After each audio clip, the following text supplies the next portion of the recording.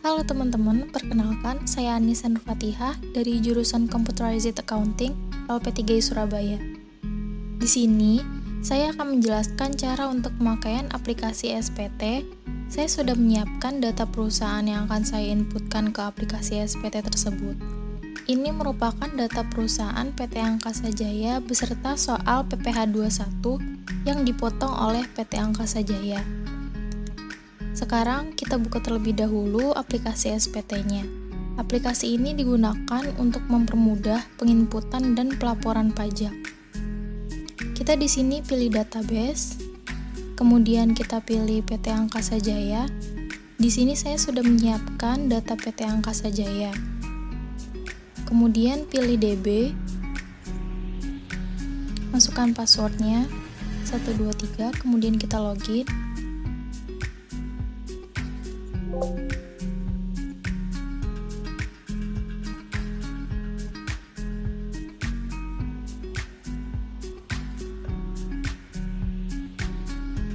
Setelah login, kita isi data profil perusahaannya di sini.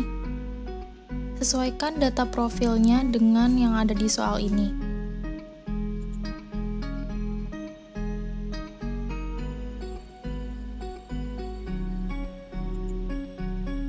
Kemudian kita simpan. Setelah itu kita buka soalnya lagi. Berikut ini daftar pemotongan PPh 21 yang dilakukan oleh PT Angkasa Jaya selama bulan Agustus tahun 2020. Jadi kita pilih SPT, kita buat SPT baru, kemudian kita masukkan tahunnya tadi 2020, kemudian bulannya Agustus, lalu kita buat SPT.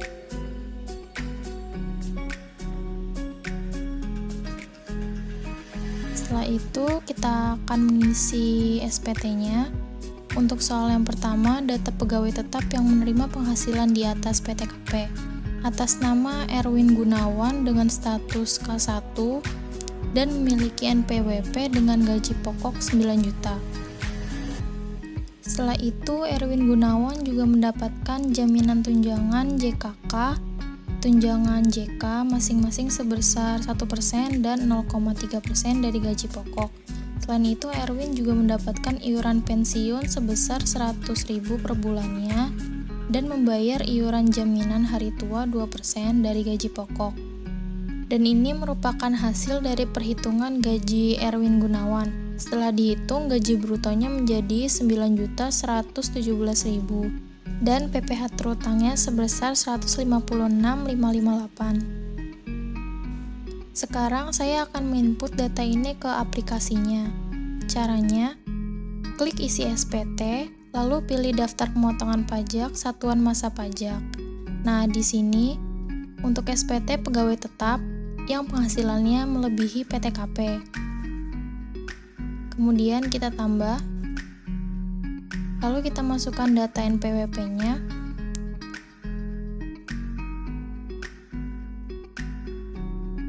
Di sini saya masukkan namanya terlebih dahulu.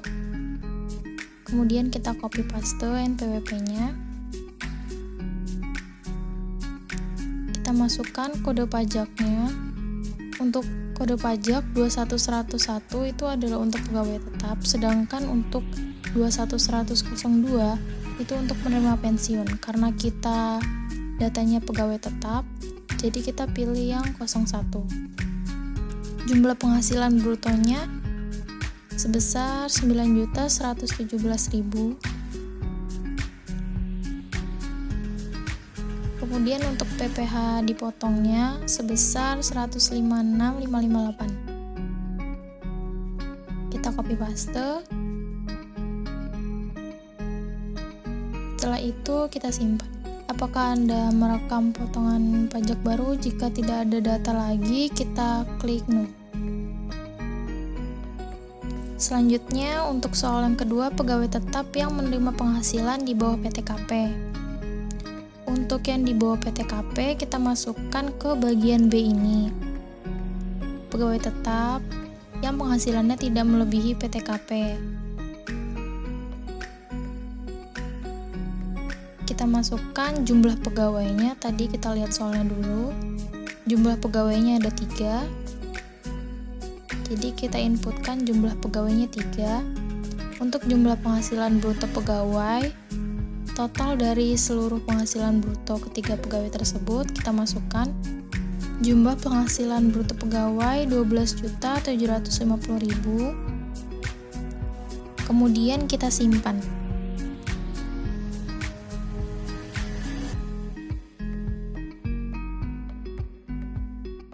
Lalu untuk soalan ketiga, data pegawai tidak tetap atau lepas. Data ini akan masuk ke PPH tidak final. Karena dia pegawai tidak tetap, jadi kita masukkan ke PPH tidak final. Caranya kita klik isi SPT, pilih bukti potong, kemudian klik tidak final.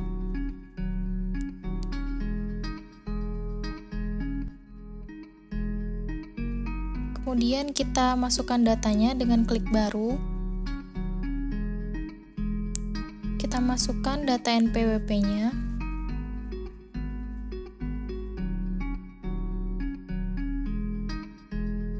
Karena ini non NPWP, jadi kita masukkan NPWP-nya 0 saja. Untuk namanya Basuki. Kemudian kita copy NIK-nya. Kita copy, paste. Lalu alamatnya kita masukkan. Alamatnya kita copy. Lalu paste. Setelah itu kita masukkan kode objek pajaknya. Karena pegawai tidak tetap dan tenaga atau tenaga kerja lepas, jadi kita masukkan kode 2110003. Kita klik. Setelah itu kita masukkan perhitungan detailnya. Status PTKP-nya tadi K1 statusnya. Kita masukkan jumlah tanggungannya 1 orang. Kemudian kita masukkan jumlah penghasilan brutonya. Kita lihat soal 6.650.000. Kita inputkan ke sini 6.650.000, kemudian kita enter.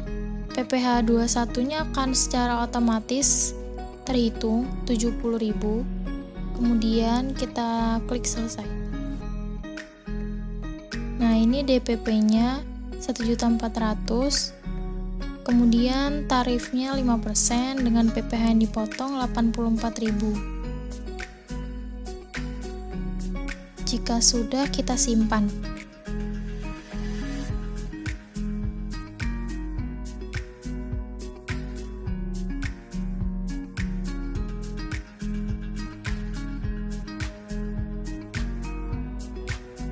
Selanjutnya untuk soal yang keempat, data bukan pegawai yang menerima penghasilan PPH 21 dengan tenaga ahli. Karena data ini juga termasuk tidak final, maka kita inputkan juga di sini. Kita klik baru.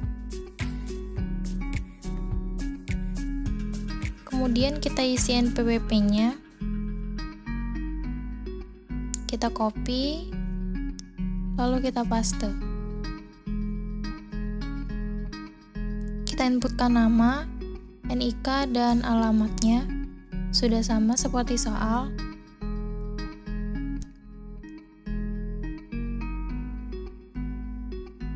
Lalu kita masukkan kode objek pajaknya. Karena tadi tenaga ahli, jadi kita pilih yang kode 2110007. Kita klik, kita OK.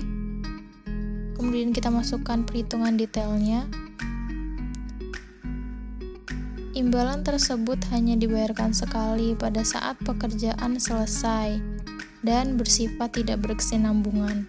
Karena ini sifatnya tidak berkesinambungan, jadi kita ganti tipe penghasilannya tidak berkesinambungan. Kemudian kita masukkan jumlah penghasilan brutonya sebesar 50 juta. Kita masukkan, lalu kita enter.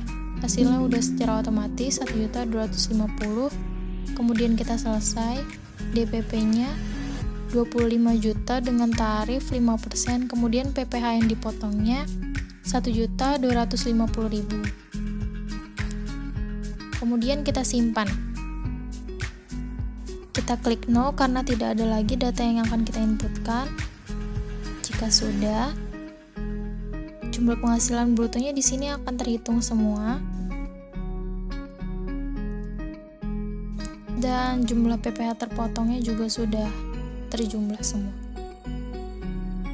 Lalu setelah itu kita silang.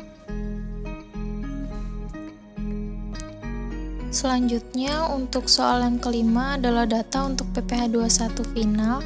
Pada tanggal 30 Agustus 2020 pegawai atas nama Dede Suherman dengan NPWP sekian dan memiliki NIK menerima uang pesangon yang dibayar sekaligus sebesar 90 juta. Lalu kita akan inputkan lagi ke sini, kita masukkan ke bagian finalnya. Kita klik isi SPT, kemudian daftar potong, masukkan ke final. Kemudian kita klik baru. Kita masukkan data NPWP-nya. Kita copy. Lalu kita paste. Kita masukkan namanya. Kita masukkan namanya Dede Suherman, NIK-nya juga sudah sama, kemudian alamatnya. Kemudian setelah itu kita masukkan kode pajaknya. Menurut soal tadi uang pesangon yang dibayarkan sekaligus dengan kode 2140101. Kita klik. Dan ini tidak perlu dicentang karena jika dicentang itu untuk pembayaran yang diangsur, sedangkan menurut soal pembayaran kita sekaligus. Lalu kita masukkan jumlah penghasilan brutonya tadi 90 juta. Oke, kita masukkan 90 juta. Tarifnya 5% dengan PPh yang dipotong sebesar 2 juta. Kita ganti tanggalnya 2020 bulan Agustus. Setelah kita ganti tanggal, kita simpan. Kemudian karena tidak ada data lagi, jadi kita no. Setelah kita inputkan, sudah semua, kita silang. Nah, jika ingin melihat keseluruhan PPh 21 yang terutang, yang tadi kita input, caranya kita klik isi SPT, kemudian kita buka SPT induk. Di sini kita dapat melihat keseluruhan rangkuman datanya. Sini sudah ada semua, ada perhitungan PPh-nya, jumlah tadi, kemudian objek pajak finalnya, lampiran, kemudian pernyataan dan TTD pemotong. Pastikan untuk data tempat ini terisi. Jika belum, kalian bisa isikan sendiri. Kemudian kita simpan. Setelah semua data telah kita input, selanjutnya kita melakukan pengisian SSP atau surat setoran pajak. Caranya, kita klik isi SPT, kemudian pilih daftar SSP atau PBK. Nah, di sini sudah terdapat nominal PPh terutang tidak final sebesar 1.490.558. Kemudian PPh finalnya sebesar 2 juta. Untuk membuat SSP-nya kita klik tambah. Kemudian kita masukkan kode akun pajaknya. Kita lihat soalnya dulu. Kodenya 411121. Di sini kita pilih kodenya 21, itu untuk pasal 21. Sedangkan yang 27 ini untuk pasal 26. Karena soalnya kita pasal 21, jadi kita pilih kode yang ini. Setelah sudah, kita masukkan kode jenis setorannya. Kode jenis setorannya 100. Kita masukkan 100. Kemudian kita masukkan NTPN-nya atau nomor transaksi penerimaan negara. kita copy NTPN-nya, kemudian kita paste, kita masukkan jumlah PPH yang disetor. Itu kita bisa lihat dari yang di sini, kita pastikan sama dengan kode jenis setorannya sama-sama 100, jadi PPH yang terutangnya 1.490.558. Kita masukkan PPH terutangnya, lalu kita simpan. Karena masih ada data lagi, jadi kita yes. Kita masukkan seperti tadi kode akun pajaknya untuk pasal 21, kemudian jenis setorannya 401, kemudian kita copy paste NTPN-nya, kita masukkan jumlah PPH yang disetornya sebesar 2 juta. Setelah itu kita simpan.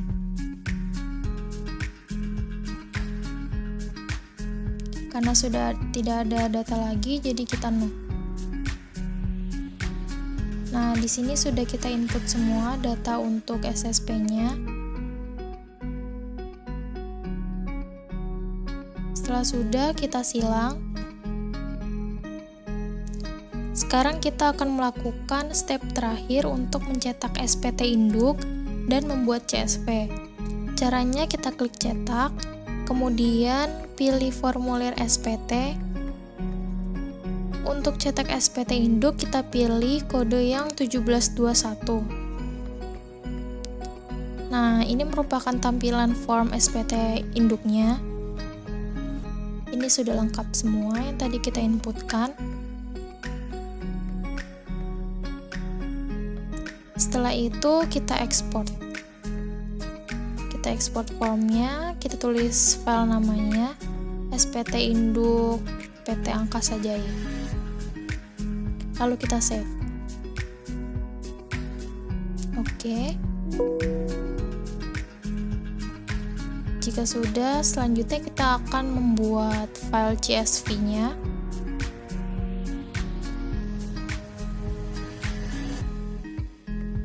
Caranya kita klik CSV, kemudian pelaporan SPT. Nah, di sini sudah terinput secara otomatis PPH terutangnya, final maupun tidak final. Setelah itu kita buat file CSV. Untuk file nama ini tidak usah diganti, karena sudah secara sistem terbentuk menyesuaikan data kita. Karena itu langsung kita save saja. Oke, kita telah menyelesaikan semua penginputan data PPH 21 perusahaan PT Angkasa Jaya. Sekian video tutorial untuk pemakaian aplikasi SPT dari saya. Kurang lebihnya mohon maaf. Saya Anissa Nur Fatihah, pamit undur diri. Thanks for watching.